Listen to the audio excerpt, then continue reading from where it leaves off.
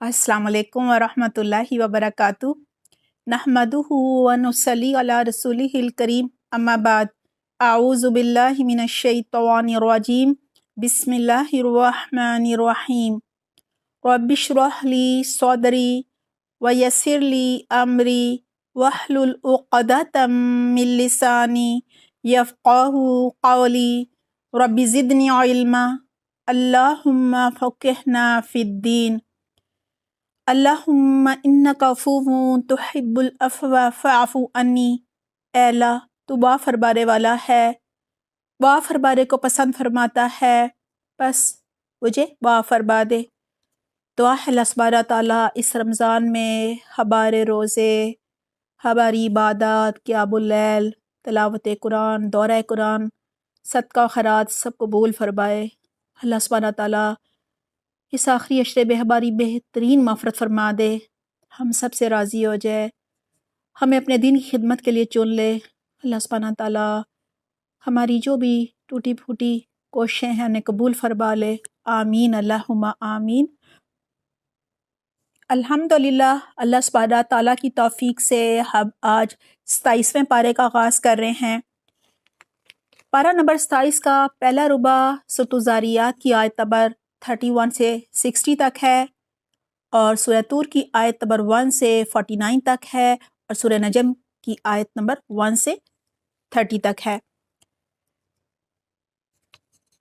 गुज़श्ता आयात में हज़रत इब्राहीम अलैहिस्सलाम का ज़िक्र हो रहा था, उनके मेहमानों का ज़िक्र था जो कि फ़रिश्ते थे और फ़रिश्तों ने उन्हें बेटे की खुशखबरी दी थी। इस बारे में हज़रत इब्राहीम अलैहिस्सलाम और फ़रिश्तों का जो सिलसिला कलाम है वो जारी है। आइए इस पारे का आगाज़ करते हैं। बिस्मिल्लाहिर्रहमानिर्रहीम।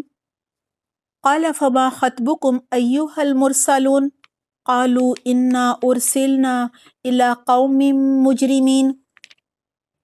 इब्राहीम अलैहिस्सलाम ने कहा, ए फ़रस्तादेगाने इलाही यानी ए अल्लाह के भेजे हुए फ़रिश्तों, क्या मुहिम आपको दरपेश है, यानी आने का क्या मकसद है, किस काम से आए हो?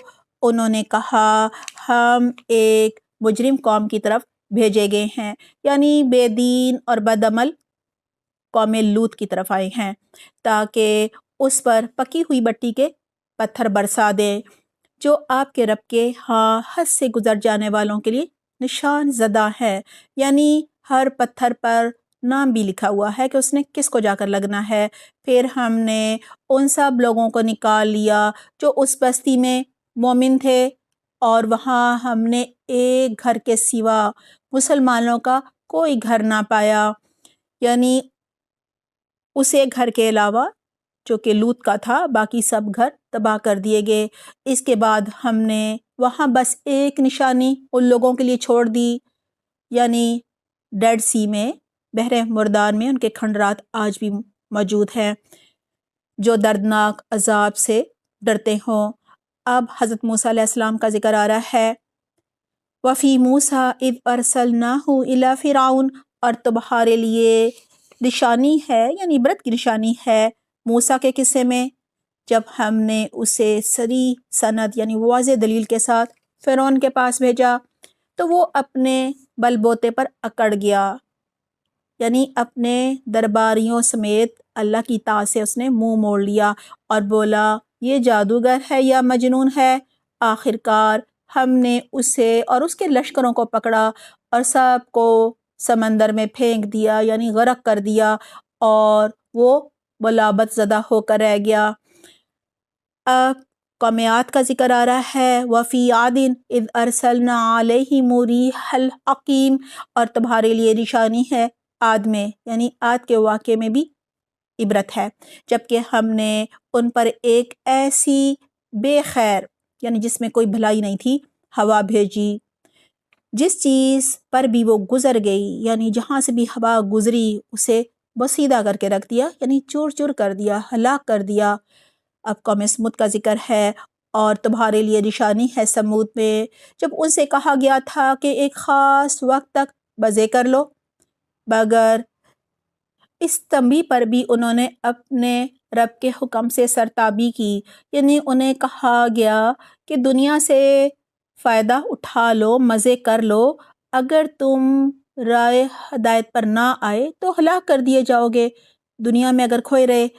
آخر کار ان کے دیکھتے دیکھتے ایک اچانک ٹوٹ پڑنے والے عذاب نے ان کو آ لیا، یعنی ایک کڑک، ایک چنگاڑ نے انہیں آ دبوچا، پھر نہ ان میں اٹھنے کی سکت تھی اور نہ وہ اپنا بچاؤ کر سکتے تھے۔ اب قوم نوح کا ذکر آ رہا ہے۔ وَقَوْمَ نُوحٍ مِّن قَبْلُ إِنَّهُمْ كَانُوا قَوْمًا فَاسِقِينَ، اور ان سب سے پہلے ہم نے نوح علیہ السلام کی قوم کو ہلاک کیا کیونکہ وہ فاسق لوگ تھے، نافرمان تھے۔ اب اللہ سبحانہ تعالیٰ کی قدرت کا ذکر آ رہا ہے۔ آسمان کو ہم نے اپنے زور سے بنایا ہے اور ہم اس کی قدرت رکھتے ہیں، زمین کو ہم نے بچھایا اور ہم بڑے اچھے ہموار کرنے والے ہیں، اور ہر چیز کے ہم نے جوڑے بنائے ہیں، شاید کہ تم اس سے سبق لو۔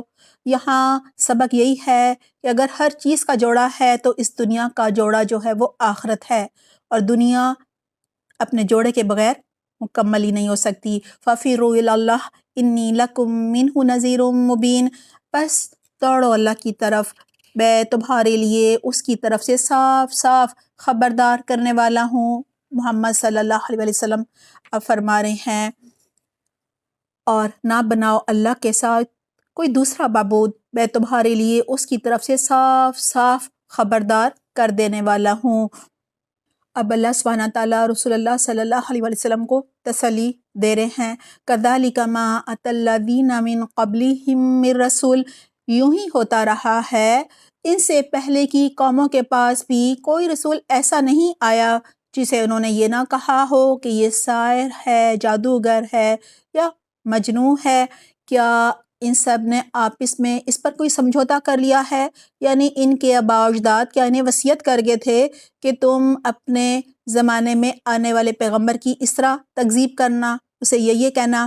نہیں، بلکہ یہ سب سرکش لوگ ہیں، بس اے نبی ان سے رخ پھیر لو، تم پر کچھ ملامت نہیں، یعنی آپ ان پر توجہ نہ دیجئے، اور آپ نے تو اپنا فرض ادا کر دیا، انہیں توحید کی دعوت دے دی، البتہ نصیحت کرتے رہو، کیونکہ نصیحت ایمان لانے والوں کے لیے نافع ہے، یعنی آپ کی نصیحت جو ہے اس سے اہل ایمان فائدہ اٹھاتے ہیں، مزید ہدایت پاتے ہیں، ان کا ایمان بڑھ جاتا ہے۔ اب جن و انس کی تخلیق کا مقصد بتایا جا رہا ہے۔ وَمَا خَلَقْتُ الْجِنَّ وَالْإِنسَ إِلَّا لِيَعْبُدُونِ، اللہ تعالیٰ فرما رہے ہیں میں نے جن اور انسانوں کو اس کے سوا کسی کام کے لیے پیدا نہیں کیا کہ وہ میری بندگی کریں، وہ میری عبادت کریں۔ میں ان سے کوئی رزق نہیں چاہتا اور نہ یہ چاہتا ہوں کہ وہ مجھے کھلائیں، اللہ تو خود ہی راضی کا، یعنی اللہ تو خود ہی سب کو روزی دیتا ہے، کھلاتا ہے، بڑی قوت والا ہے اور زبردست ہے۔ بس جن لوگوں نے ظلم کیا ہے ان کے حصے کا بھی ویسا ہی عذاب تیار ہے جیسا انہی جیسے لوگوں کو ان کے حصے کا مل چکا ہے۔ فَلَا يَسْتَعْجِلُونَ فَوَيْلٌ لِّلَّذِينَ كَفَرُوا مِن يَوْمِهِمُ الَّذِي يُوعَدُونَ، اس کے لیے یہ لوگ جلدی نہ مچائیں، یعنی عذاب کے لیے آخر کو تباہی ہے کفر کرنے والوں کے لیے اس روز جس کا انہیں خوف دلایا جا رہا ہے، یعنی کفر کرنے والے منکرین حق کے لیے تو اللہ تعالیٰ فرما رہے ہیں عذاب والا جو دن ہوگا وہ بڑا ہی خرابی کا دن ہوگا۔ کفار کا ایک بہت بڑا مطالبہ یہی تھا کہ کہاں ہے یوم الجزا، قیامت کب آئے گی، کیوں نہیں آ رہی؟ تو بتایا جا رہا ہے کہ اس دن تمہارا یہ حال ہوگا۔ اس صورت کا نچوڑ بھی یہی ہے کہ جس دن کی یہ جلدی مچا رہے ہیں، جب وہ دن آ جائے گا تو ان کے لیے بڑی خرابی ہوگی، بڑی تباہی ہوگی، بڑا پچھتاوا ہوگا۔ اب ہم سورۃ الطور کا آغاز کر رہے ہیں۔ مکی سورت ہے، 49 آیات ہیں اور 2 رکوع ہیں۔ اس سورت کا عنوان ہے قیامت کا انکار کیوں۔ اس سورت پہ 2 اہم باتیں جو ہیں وہ بتائی جا رہی ہیں۔ نمبر 1، جزائے عمل یقینی ہے، یعنی اعمال کا بدلہ ضرور ملے گا، اور نمبر 2، دعوت حق قبول کرنے میں آخر بالآخر کیا رکاوٹ ہے؟ اگلی صورت میں ان رکاوٹوں کا ذکر ہوگا۔ بسم اللہ الرحمن الرحیم والطور وکتاب مسطور فی رق منشور والبیت المعمور، قسم ہے طور کی اور ایک ایسی کتاب کی جو رقیق جلد میں یعنی کشادہ اوراق میں لکھی ہوئی ہے۔ اس سے مراد لوح محفوظ، قرآن کریم، آسمانی کتابیں ہیں، اور آباد گھر کی یعنی خانہ کعبہ کی، اور اونچی چھت کی مراد ہے آسمان کی، اور ابلتے ہوئے سمندر کی یعنی جو آگ سے بھرے ہوئے ہیں، کہ تیرے رب کا عذاب ضرور واقع ہونے والا ہے جسے کوئی روکنے والا نہیں، یعنی کوئی سے دفع کرنے والا نہیں۔ وہ اس روز واقع ہوگا جب آسمان بری طرح ڈگمگائے گا، یعنی آسمان جو ہے وہ لرز رہا ہوگا۔ ان سب چیزوں کی قسم کھا کر یہی بتایا جا رہا ہے کہ تیرے رب کا عذاب جو ہے وہ واقع ہونے والا ہے، قیامت ضرور ضرور آئے گی، آسمان لرز رہا ہوگا۔ وَتَسِيرُ الْجِبَالُ سَيْرًا، اور پہاڑ اڑے اڑے پھریں گے۔ تباہی ہے اس روز جھٹلانے والوں کے لیے جو آج کھیل کے طور پر اپنی حجت بازیوں میں لگے ہوئے ہیں، یعنی خوب دنیا میں مشغول ہیں، گپے مار رہے ہیں، کھیل کود کر رہے ہیں اور آخرت کو جھٹلا رہے ہیں۔ جس دن انہیں دھکے مار مار کر نارے جہنم کی طرف چلایا جائے گا، اس وقت ان سے کہا جائے گا کہ یہ وہی آگ ہے جسے تم جھٹلایا کرتے تھے، جسے تم مانتے ہی نہیں تھے۔ اب بتاؤ جادو ہے یعنی یہ نظر بندی ہے یا حقیقت ہے، یا تمہیں سوجھ نہیں رہا ہے؟ جاؤ اب جھلسو اس کے اندر، تم خواہ صبر کرو یا نہ کرو، تمہارے لیے یکساں ہے، یعنی اب چیخو پکارو جزا و ندا کرو، کوئی فرق پڑنے والا نہیں ہے، تمہیں ویسا ہی بدلہ دیا جا رہا ہے جیسے تم عمل کر رہے تھے۔ اب متقین کا ذکر ہے۔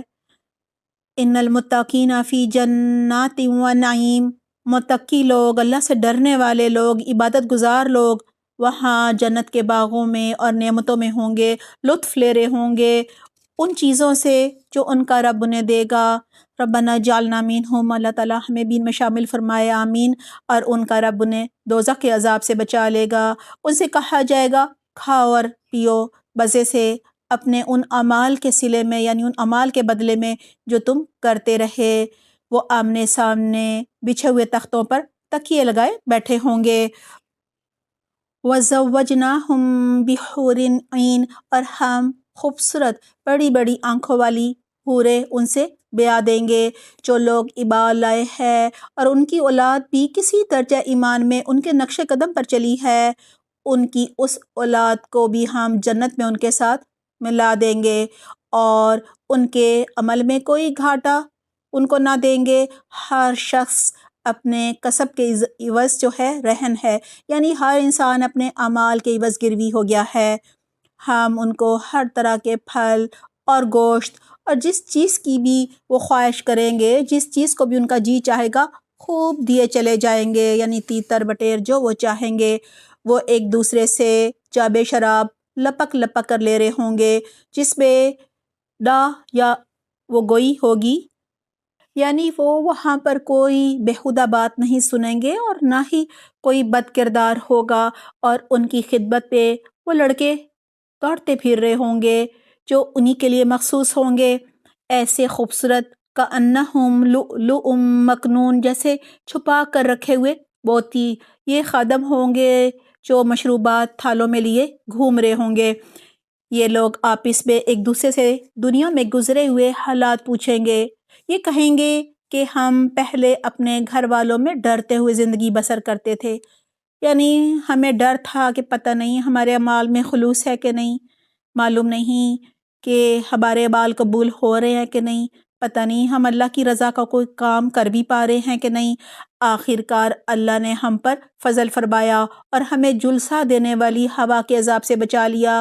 ہم پچھلی زندگی میں اسی سے دعائیں مانگتے تھے، وہ واقعی بڑا محسن اور رحیم ہے۔ اب مشرکین مکہ کا ذکر آ رہا ہے۔ فَذَكِّرْ فَمَا أَنْتَ بِنِعْمَتِ رَبِّكَ بِكَاهِنٍ، بس اے نبی تم نصیحت کیے جاؤ اپنے رب کے فضل سے، نہ تم کاہن ہو اور نہ مجنون ہو۔ کیا یہ لوگ کہتے ہیں کہ یہ شخص شاعر ہے جس کے حق میں ہم گردش زمانہ کا انتظار کر رہے ہیں کہ اس پہ کوئی مصیبت آ جائے؟ ان سے کہو اچھا انتظار کرو، میں بھی تمہارے ساتھ انتظار کرتا ہوں۔ کیا ان کی عقلیں ان کو ایسی ہی باتیں کرنے کے لیے کہتی ہیں، یعنی ایسے ہی یہ مبالغے میں ہے، یا در حقیقت یہ عناد میں یعنی ضد میں، دشمنی میں حد سے گزرے ہوئے لوگ ہیں؟ کیا یہ کہتے ہیں کہ اس شخص یعنی محمد صلی اللہ علیہ وسلم نے یہ قرآن خود گھڑ لیا ہے؟ اصل بات یہ ہے کہ یہ ایمان نہیں لانا چاہتے۔ اگر یہ اپنے اس قول میں سچے ہیں تو اسی شان کا ایک کلام بنا لائیں۔ کیا یہ کسی خالق کے بغیر خود پیدا ہو گئے ہیں، یا یہ خود اپنے خالق ہیں، یا زمین اور آسمانوں کو انہوں نے پیدا کیا ہے؟ اصل بات یہ ہے کہ یہ یقین نہیں رکھتے۔ کیا تیرے رب کے خزانے ان کے قبضے میں ہیں، یا ان پر انہی کا حکم چلتا ہے؟ کیا ان کے پاس کوئی سیڑھی ہے جس پر چڑھ کر یہ عالم بالا کی سنگن لیتے، یعنی کوئی خبریں لے کر آتے؟ ان میں سے جس نے سنگن لی ہو وہ لائے کوئی کھلی دلیل۔ کیا اللہ کے لیے تو ہیں بیٹیاں، یعنی کیا انہوں نے جا کر دیکھا تھا، اور تم لوگوں کے لیے ہیں بیٹے؟ ام تسألہم اجرا، کیا اے نبی تم ان سے کوئی اجر مانگتے ہو، یعنی تبلیغ کے لیے تم کوئی اجرت مانگتے ہو کہ یہ زبردستی پڑی ہوئی چٹی کے بوجھ تلے دبے جاتے ہیں، یعنی بوجھ بڑھ گیا ہے ان پر تاوان کا؟ کیا ان کے پاس غیب کے حقائق کا علم ہے کہ اس کی بنا پر یہ لکھ رہے ہوں؟ کیا یہ کوئی چال چلنا چاہتے ہیں، کیونکہ وہ آپ صلی اللہ علیہ وسلم کو قتل کرنے کی چال چل رہے تھے؟ اگر یہ بات ہے تو کفر کرنے والوں پر ان کی چال الٹی ہی پڑے گی۔ کیا اللہ کے سوا یہ کوئی اور معبود رکھتے ہیں؟ سبحان اللہ اما یشرکون، اللہ پاک ہے اس شرک سے جو یہ لوگ کر رہے ہیں۔ یہ لوگ آسمان کے ٹکڑے بھی گرتے ہوئے دیکھ لیں، یعنی عذاب بھی دیکھ لیں، تو کہیں گے یہ بادل ہیں، یعنی بارش ہونے والی ہے، جو امڈے چلے آ رہے ہیں۔ بس اے نبی انہیں ان کے حال پر چھوڑ دو یہاں تک کہ یہ اپنے اس دن کو پہنچ جائیں جس میں یہ مار گرائے جائیں گے، جس دن نہ ان کی اپنی کوئی چال ان کے کام آئے گی، نہ کوئی ان کی مدد کو آئے گا، اور اس وقت کے آنے سے پہلے بھی ظالموں کے لیے ایک عذاب ہے۔ وَلَٰكِنَّ أَكْثَرَهُمْ لَا يَعْلَمُونَ، مگر ان میں سے اکثر جانتے نہیں ہیں۔ آخری عذاب سے پہلے اور بھی عذاب ہے، یعنی یہاں مکہ میں جو قحط آیا تھا اس کی طرف، یا جنگ بدر کی طرف اشارہ ہے۔ اب بڑی ہی خوبصورت آیات آ رہی ہیں اور بتایا جا رہا ہے کہ جب دین کی راہ میں آزمائشیں آئیں تو کرنا کیا ہے، صبر کرنا ہے، اللہ سے تعلق مزید مضبوط کرنا ہے، اور بہت زیادہ عبادت کرنی ہے۔ وَاصْبِرْ لِحُکْمِ رَبِّکَ فَإِنَّکَ، اے نبی اپنے رب کا فیصلہ آنے تک صبر کرو، یعنی آپ جلدی نہ کیجئے، تم ہماری نگاہ میں ہو، یعنی ہم تمہاری نگہبانی کر رہے ہیں۔ تم جب اٹھو تو اپنے رب کی حمد کے ساتھ اس کی تسبیح کرو، رات کو بھی اس کی تسبیح کرو، یعنی تہجد پڑھو، اور ستارے جب پلٹتے ہیں یعنی صبح کے وقت بھی۔ ہماری اگلی صورت ہے سورۃ النجم، مکی صورت ہے، 62 آیات اور 3 رکوع ہیں۔ بسم اللہ الرحمن الرحیم۔ وَالنَّجْمِ إِذَا هَوَىٰ مَا ضَلَّ صَاحِبُكُمْ وَمَا غَوَىٰ، قسم ہے تارے کی جب کہ وہ غروب ہوا، تمہارا رفیق یعنی حضرت محمد صلی اللہ علیہ وسلم نہ بھٹکے ہیں نہ بہکے ہیں۔ وہ اپنی خواہش نفس سے نہیں بولتے، یہ تو ایک وحی ہے جو اس پر نازل کی جاتی ہے، اسے زبردست قوت والے نے تعلیم دی ہے، یعنی جبرائیل علیہ السلام نے، جو بڑا صاحب حکمت ہے، زور والا ہے۔ وہ سامنے آ کھڑا ہوا جب کہ وہ بالائی افق پر تھا، پھر قریب آیا اور اوپر معلق ہو گیا، یعنی لٹکا ہوا نظر آنے لگا، یہاں تک کہ 2 کمانوں کے برابر یا اس سے کچھ کم فاصلہ رہ گیا۔ تب اس نے اللہ کے بندے کو وحی پہنچائی، جو وحی بھی اس نے پہنچانی تھی، یہ وحی رسالت تھی۔ نظر نے جو کچھ دیکھا، دل نے اس کو جھوٹ نہ ملایا، یعنی یہ پہلی وحی تھی، کوئی شک نہیں تھا۔ بیداری میں دل و دماغ کے ساتھ دیکھا آپ صلی اللہ علیہ وسلم نے۔ اب کیا تم اس چیز پر اس سے جھگڑتے ہو جسے وہ آنکھوں سے دیکھتا ہے، اور ایک مرتبہ پھر اس نے سدرۃ المنتہا کے پاس اس کو دیکھا، یعنی جبرائیل علیہ السلام کو، جہاں پاس ہی جنت المأوا ہے۔ اس وقت سدرہ پر چھا رہا تھا جو کچھ چھا رہا تھا، نگاہ نہ چندھیائی اور نہ حد سے تجاوز ہوئی، یعنی آگے بڑھی، اور اس نے اپنے رب کی بڑی بڑی نشانیاں دیکھیں۔ اب ذرا بتاؤ، تم نے کبھی اس لات اور اس عزیٰ اور تیسری ایک اور دیوی منات کی حقیقت پر کچھ غور کیا ہے؟ کیا بیٹے تمہارے لیے ہیں اور بیٹیاں اللہ کے لیے؟ یہ تو بڑی دھاندلی کی تقسیم ہے۔ ان ہی الا اسماء سمیتموہا، دراصل یہ کچھ نہیں ہے مگر بس چند نام جو تم نے اور تمہارے باپ دادا نے رکھ لیے ہیں، یعنی لات منات عزیٰ۔ اللہ نے ان کے لیے کوئی صورت نازل نہیں کی۔ حقیقت یہ ہے کہ لوگ محض گمان اور وہم کی پیروی کر رہے ہیں اور خواہشات نفس کے مرید بنے ہوئے ہیں، حالانکہ ان کے رب کی طرف سے ان کے پاس ہدایت آ چکی ہے۔ کیا انسان جو کچھ چاہے اس کے لیے وہی حق ہے؟ دنیا اور آخرت کا مالک تو اللہ ہے۔ آسمانوں میں کتنے ہی فرشتے موجود ہیں، ان کی شفاعت کچھ بھی کام نہیں آ سکتی جب تک کہ اللہ ایسے شخص کے حق میں اس کی اجازت نہ دے دے جس کے لیے وہ سفارش کرنا چاہے، سننا چاہے اور اس کو پسند کرے۔ مگر جو لوگ آخرت کو نہیں مانتے وہ فرشتوں کو دیویوں کے ناموں سے پکارتے ہیں، حالانکہ اس معاملے میں انہیں کوئی علم حاصل نہیں ہے۔ وہ محض گمان کی پیروی کر رہے ہیں اور گمان حق کی جگہ کچھ بھی کام نہیں دے سکتا۔ فَأَعْرِضْ عَمَّنْ تَوَلَّىٰ، پس اے نبی جو شخص ہمارے ذکر سے منہ پھیرتا ہے اور دنیا کی زندگی کے سوا جسے کچھ مطلوب نہیں ہے، یعنی صرف دنیا چاہتا ہے، اسے اس کے حال پر چھوڑ دو۔ ان لوگوں کا علم کا جو سورس ہے، ذریعہ ہے، بس یہی کچھ ہے۔ ان ربک هو اعلم، یہ بات تیرا رب ہی زیادہ جانتا ہے کہ اس کے راستے سے کون بھٹک گیا ہے اور کون سیدھے راستے پر ہے۔ ان آیات میں یہی بتایا جا رہا ہے کہ مشرکین مکہ نے تو اپنی زندگی کا فیصلہ جو ہے ان معبودوں پر چھوڑا ہوا ہے، جبکہ زندگیوں کا فیصلہ تو صرف اللہ کے ہاتھ میں ہے۔ پارہ نمبر 27 کا پہلا ربع سورۃ الذاریات کی آیت نمبر 31 سے 60 تک ہے، اور سورہ طور کی آیت نمبر 1 سے 49 تک ہے، اور سورہ نجم کی آیت نمبر 1 سے 30 تک ہے۔ آئیے دیکھتے ہیں ہم نے عمل کے لیے کیا سیکھا۔ سورۃ الذاریات آیت نمبر 47 سے لے کر 50 تک ہمیں کائنات میں اللہ سبحانہ تعالیٰ کی بکھری ہوئی نشانیوں پر غور و فکر کرنا چاہیے، اور ہمیں شعوری ایمان لانا چاہیے، اور آخرت کی تیاری کرنی چاہیے، نیکیوں میں دوڑ لگا دینی چاہیے، کیونکہ اس دن کچھ بھی کام نہیں آئے گا سوائے ان اعمال کے جو ہم نے مسنون طریقے سے اللہ کو راضی کرنے کے لیے اخلاص سے کیے ہوں گے۔ اللہ تعالیٰ ہمیں بہترین توفیق عطا فرمائے، آمین۔ آیت نمبر 55، ہمیں ان کو نصیحت کرتے رہنا چاہیے جو واقعی نصیحت سننا چاہتے ہیں، جو اپنی اصلاح کرنا چاہتے ہیں، جو نصیحت سے فائدہ اٹھانا چاہتے ہیں۔ آیت نمبر 56، اللہ سبحانہ تعالیٰ نے ہمیں اپنی بندگی کے لیے پیدا کیا ہے، ہمیں اپنی زندگی کے مقصد کو کبھی نہیں بھولنا چاہیے، اور آخری سانس تک اللہ کی اطاعت اور بندگی کرتے رہنا چاہیے۔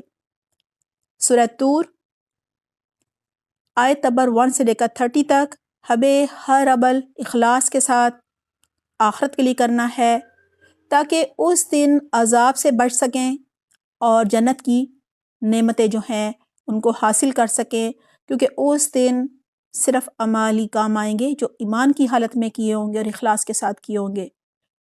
سورہ نجم آیت نمبر 23، ہمیں دنیا کا کوئی بھی کام، کوئی بھی دین کا کام بغیر دلیل کے نہیں کرنا۔